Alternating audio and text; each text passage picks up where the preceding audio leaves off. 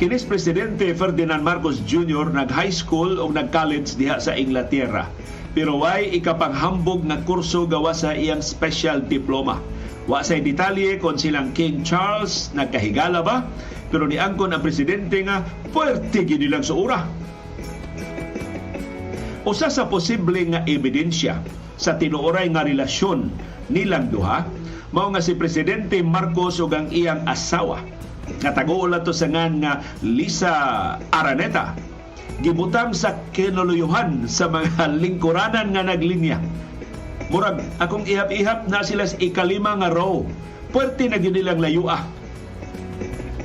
Doon na hinuoy pipila nga gipaagi na lang ang ilang obserbasyon o pangumidya nga si King Charles III tinuod gyud nga nakaila ni Presidente Ferdinand Marcos Jr. sa mga batan-on pa sila.